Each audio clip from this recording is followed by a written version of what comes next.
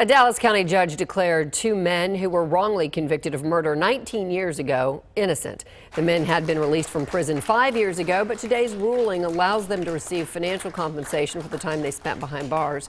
Fox 4's Lori Brown is at the Frank Crowley Courthouse now with a story. Lori.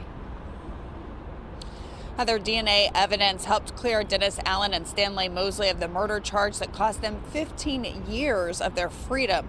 A court found earlier that their convictions were the result of a prosecutor suppressing evidence that would have cleared them from the beginning. First of all, I want to thank the Almighty God in heaven for this moment. Instead of bitterness over 15 years of lost freedom, Dennis Allen and Stanley Mosley only expressed gratefulness. I'd like to give all praise, honor, and all the glory to my Lord and Savior for allowing me to experience this journey.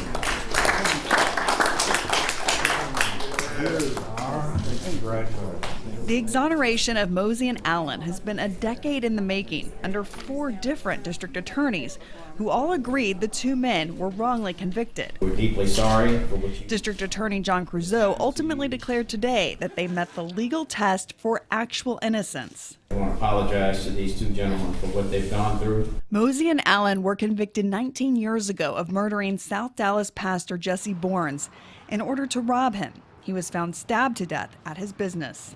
These are wrongful convictions that did not have to happen and should not have happened. According to court records, the state's case rested almost entirely on uncorroborated claims of criminal informants who demanded, expected, and received considerable personal benefits in exchange for their testimony. But the jury was told the informants were credible because they were promised no benefits. And the former assistant district attorney and lead detective failed to disclose favorable witness evidence that pointed to the two men's innocence. This was a case where the eyewitnesses said from the beginning that it was not Dennis Allen and it was not Stanley Mosley, and the jury never heard that information. The judge came down from the bench to apologize on behalf of the justice system. Well, we are sorry that some 20 years ago, justice failed you.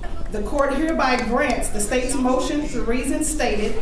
And with that, ladies and gentlemen, you have free innocent men.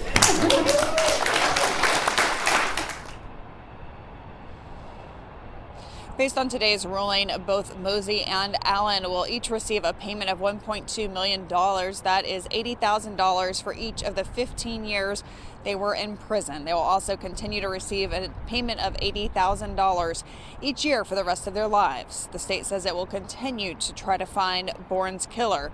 We tried to contact the former assistant district attorney who prosecuted the case. We were unable to reach him.